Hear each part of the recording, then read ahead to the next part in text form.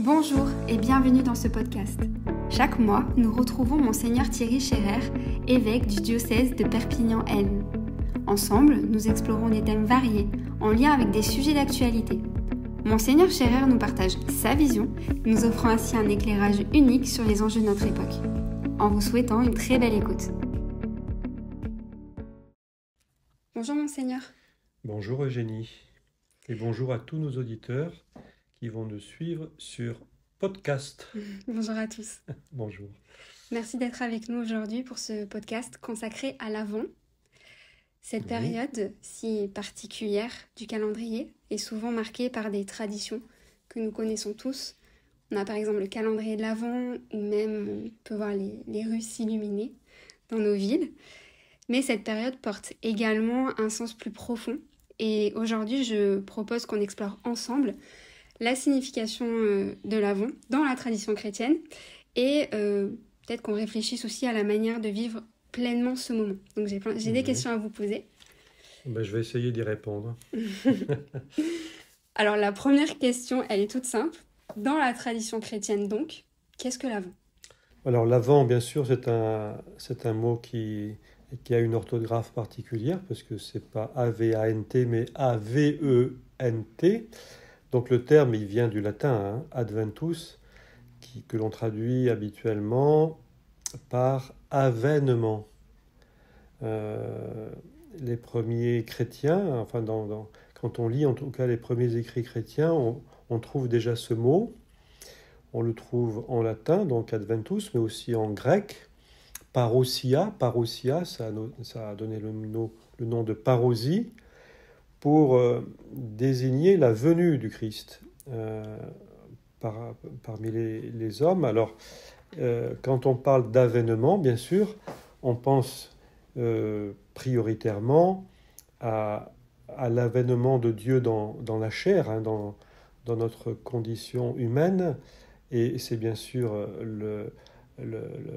ce que la fête de Noël inaugure.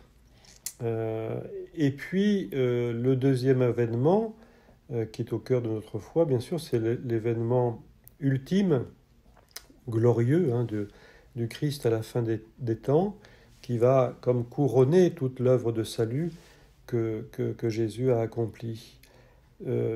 Mais entre ces deux venues, la première dans notre humanité de chair, et la dernière à la fin des temps, dans sa condition glorieuse, il y a, on pourrait dire, la venue du Christ au présent.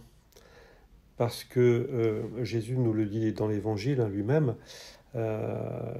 que en sa personne, le royaume de Dieu, il est déjà là. Et donc la venue du Christ, elle est permanente en fait. Jésus ne cesse de venir. Il vient en nous. Il vient à chaque instant, il vient au milieu de nous. Alors, dans l'Évangile, on a aussi cette expression, le royaume de Dieu est au milieu de vous, ou entre nous, quand on se rassemble entre chrétiens, le Christ est là, il dit dans l'Évangile, quand 2 ou 3 sont réunis en mon nom, je suis là, au milieu d'eux. Et donc, le Christ vient à notre rencontre à chaque instant, mais bien sûr, c'est à nous de découvrir les signes de sa présence. Alors, il vient à chaque instant. À chaque instant, ça veut dire autant dans les moments heureux, dans nos joies, que dans nos peines, dans nos temps d'épreuve, et même, on peut dire, des fois, nos périodes vides, de désert, de traversée du désert. Voilà, le Christ, il est là, et c'est à nous d'être attentifs aux signes qu'il nous donne de sa présence.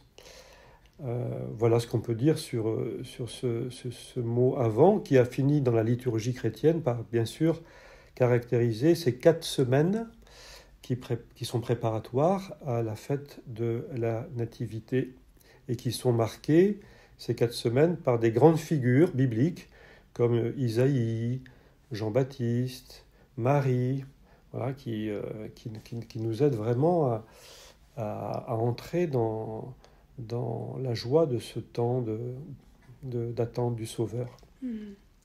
Vous l'avez dit, l'Avent est un temps de préparation et d'attente. C'est un temps aussi peut-être où on est invité à l'introspection, à se recentrer sur l'essentiel. Concrètement, comment peut-on vivre pleinement ce temps de l'Avent ? Est-ce qu'il y a des gestes pratiques que vous pouvez conseiller ? Oui, alors l'Avent, c'est le temps de l'attente. Hein. Et donc, qui dit attente dit aussi désir. Quand on sait que quelqu'un vient et que c'était quelqu'un d'important, on se démène, hein, on prend tous les moyens pour lui offrir un accueil le meilleur possible. Alors, le temps de l'Avent est l'occasion vraiment d'approfondir cette notion d'attente et de désir, sachant qu'il y a une différence entre les deux, l'attente et le désir. Il y a une différence même, je pense, fondamentale.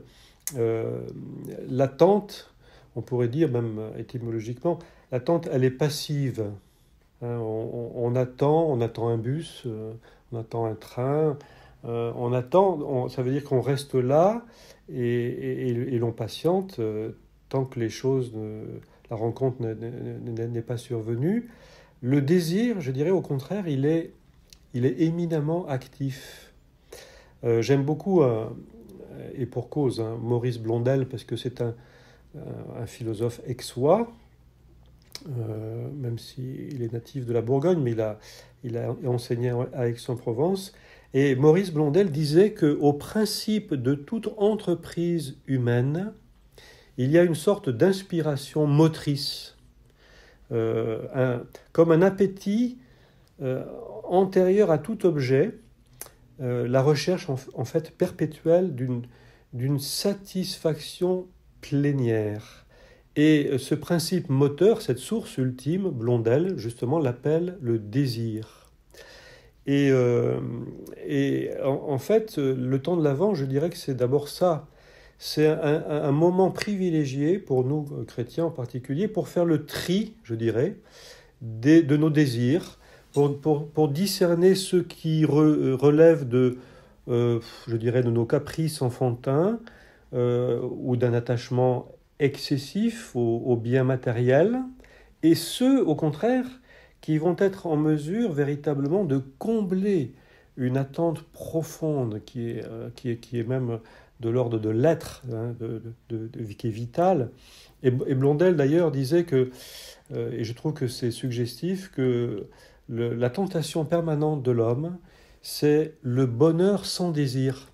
Vous voyez, le bonheur sans désir, voilà, on est dans le consumérisme, on achète parce que c'est un réflexe, on ne sait même pas pourquoi, on achète sans avoir besoin, sans avoir même peut-être, on a envie, mais vous savez, l'envie et le désir, c'est là aussi, il faut faire la différence, mais c'est pas ça qui peut rendre heureux.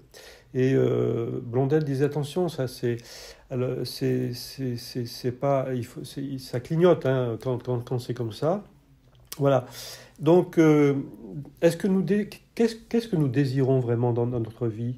Et bien sûr, si le Christ s'annonce comme le sauveur de notre humanité, est-ce que nous désirons vraiment sa venue ? Est-ce que nous voulons même la hâter ? À savoir creuser les désirs les plus profonds pour être des hommes et des femmes de désir, mais dans la liberté et dans la vérité. Et puis, alors Eugénie, vous avez utilisé un mot que je vais juste un tout petit peu corriger. Vous avez dit que ça peut être aussi le temps de l'introspection. Alors l'introspection, moi je dirais davantage que le temps de l'Avent, c'est l'occasion de cultiver le goût de l'intériorité. Il y a pour moi une différence entre intériorité et introspection. Parce introspection, ça veut dire peut-être se regarder à l'intérieur de nous-mêmes. Ça peut être des fois un peu trop enfermant parce que c'est trop subjectif. Non, l'intériorisation, c'est d'accueillir en nous un mystère qui est le mystère de Dieu. Et pour l'Avent, c'est vraiment le temps privilégié pour prendre des temps de silence, de calme, savoir prendre du recul. Alors si on parle d'introspection, oui, pour pouvoir peut-être corriger la trajectoire de notre vie, pouvoir vraiment découvrir comment nous pouvons exister avec un E majuscule davantage, hein, que simplement vivre à la surface de nous-mêmes. Voilà, donc redécouvrir les bienfaits du silence, et bien sûr pour nous chrétiens, c'est la prière, hein, c'est la dimension d'intériorité, on la vit dans la prière. Ça veut dire très concrètement, couper 5 à 10 minutes la radio lorsqu'on fait un trajet en voiture, ne pas se jeter sur notre télé à peine rentrée, pouvoir nous déconnecter de notre portable, enfin de tous ces réseaux sociaux dont on est un peu addict, il faut le reconnaître, hein, on devient un peu esclave de tout ça. Donc tout ça pour nous donner des temps de gratuité, ne serait-ce que pour aller faire une balade un peu dans la nature, en solitaire, voilà, redécouvrir la beauté du calme et du silence. Voilà. Donc pour ce temps d'intériorité et non d'introspection. Mais non, mais je vous laisse penser les choses comme vous le voulez, mais il me semblait bien de faire la distinction entre les deux. Oui, je pense qu'elle est nécessaire, effectivement. Vous l'avez dit aussi très justement, c'est une période aussi qui nous permet d'interroger notre désir. J'aimerais vous poser une question plus personnelle, Monseigneur. On le sait, Noël et l'Avent peuvent être vécus différemment selon les périodes de notre vie, nos expériences et notre cheminement. Comment vivez-vous, vous, personnellement, l'Avent aujourd'hui? Et si vous regardez en arrière, comment le viviez-vous dans votre enfance et au début de votre vocation? Alors moi, je vous dirais que personnellement, j'aime beaucoup ce temps de l'Avent qui est préparatoire à Noël. J'essaye d'honorer la dimension un peu pénitentielle qu'il recèle, dans la mesure où le temps de l'Avent, c'est un temps aussi de conversion, comme le carême nous prépare à Pâques. L'Avent nous prépare dans ces 4 semaines à Noël, et ce n'est pas pour rien que nous revêtons à nouveau, pour ce temps d'Avent, les ornements, nous les prêtres, hein, les ornements violets. Parce que le violet, c'est la couleur de la pénitence. Et vous savez qu'une des coutumes très répandues, en plus des calendriers de l'Avent, c'est la couronne de l'Avent. Dans nos familles ou même dans nos paroisses, on dispose, quand c'est à l'église, sur l'autel, une couronne, souvent qui est faite de branches de pin, avec 4 bougies. Et sur les 4, il y en a 3 qui sont violettes, justement, pour signifier cette dimension de conversion, de vigilance, que le temps de l'Avent encourage. Et puis une rose parce que dans le 3e dimanche de l'Avent, c'est le dimanche de l'étaré, comme on dit, c'est le verbe se réjouir. C'est un dimanche qui valorise le thème de la joie. La joie, plus on s'approche de Noël, plus la joie grandit. Et c'est un dimanche où les prêtres peuvent revêtir des ornements roses. Voilà. Donc ça, c'est concrètement, on allume une bougie à chaque dimanche. On allume une bougie, puis le 2e dimanche, la 2e bougie, etc., jusqu'au moment de Noël. Et puis, puisque vous me demandez peut-être un souvenir plus personnel, le souvenir que je garde de cette période durant mes jeunes années d'enfant et d'adolescent, c'est bien sûr ce moment plein d'émotions où, en famille, nous déballions les cartons de la crèche pour l'installer dans la salle de séjour. Alors, mettre en place la crèche sur la commode destinée à la recevoir, c'était déjà un geste très, très fort. Mais il y avait aussi l'emplacement des santons qu'il nous fallait prévoir, parmi lesquels l'ange Bouffareu, vous savez, l'ange Bouffareu avec sa trompette, et puis bien sûr, en priorité, les rois mages, qui étaient disposés loin de la crèche au tout début, dans un premier temps, et que l'on rapprochait de leur destination au fur et à mesure que nous approchions de Noël. C'était une manière bien concrète de valoriser l'Avent comme un temps justement qui met l'accent sur l'attente, le désir, la patience. Voilà. Merci beaucoup pour ce partage. Alors, j'ai une dernière question. Allez-y. Pour beaucoup, l'Avent et Noël sont des périodes synonymes de partage, de rassemblement en famille. Vous en avez évoqué un. Et aussi, pour certaines personnes qui se retrouvent isolées, seules, ces moments peuvent être plus difficiles à vivre. Oui. Quels conseils vous donneriez à ceux qui traversent l'Avent et Noël dans la solitude pour trouver malgré tout un sens et une lumière dans cette période? Alors, oui, Eugénie, bien sûr. Personnellement, je me garderais bien de donner des conseils à ceux qui vivent l'épreuve de la solitude parce qu'ils sont très nombreux et beaucoup plus qu'on imagine. Ce sont eux, je dirais, les premiers qui nous apprennent justement ce qu'est le temps de l'Avent à travers l'attente, le désir, la patience. Donc moi, je ne me sens pas de leur dire comment on peut trouver des moyens de traverser leur solitude. En revanche, j'inviterai volontiers, parce que c'est aussi mon rôle d'évêque, j'inviterai volontiers nos auditeurs qui nous écoutent, les catholiques du diocèse plus largement, à être attentifs eux-mêmes aux situations de détresse et de solitude. Voilà, qu'ils sachent simplement les repérer et puis se donner ensuite les moyens d'y apporter des solutions autant que faire se peut, en tout cas par des services ou des visites à faire. Vous voyez, c'est aussi le temps de l'Avent, un temps pour se mettre au service, dans la bienveillance et l'attention aux autres. Justement, on va avoir, je crois que c'est le 3e dimanche, le 15 décembre, là on va avoir dans l'Évangile ce petit passage au chapitre 3 de Saint Luc, où on nous raconte comment les foules venaient se faire baptiser par Jean dans le Jourdain, et ces foules, en venant vers lui demandaient « Que devons-nous faire ?» Et c'est très beau parce que Jean-Baptiste leur répondait d'une manière très simple et très concrète, c'est-à-dire il leur disait « Celui qui a 2 vêtements, qu'il partage avec celui qui n'en a pas, et celui qui a de quoi manger, qu'il fasse de même. » Voilà, c'est pas des choses compliquées, mais déjà c'est un avant-goût de Noël quand on peut ouvrir sa table à ceux qui sont plus dans le besoin. Vous voyez, ne serait-ce que, on aura l'occasion d'en reparler au moment de Noël, mais parce que je pense que c'est au cœur de notre façon de vivre Noël de manière chrétienne et évangélique, avoir laissé une place à celui qui est seul ou pauvre.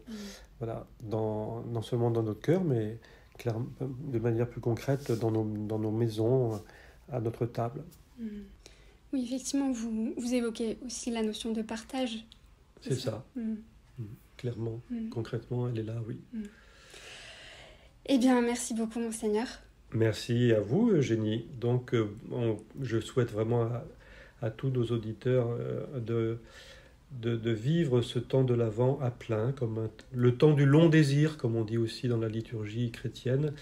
Voilà, que nous puissions avancer dans la prière et dans la joie intérieure vers la belle fête de Noël. À bientôt. Au revoir. À bientôt. Au revoir. Merci de nous avoir écoutés. Si cet épisode vous a plu, je vous invite à le liker ou à nous témoigner votre intérêt. Et bien sûr, à vous abonner pour ne manquer aucun de nos prochains épisodes. À très bientôt.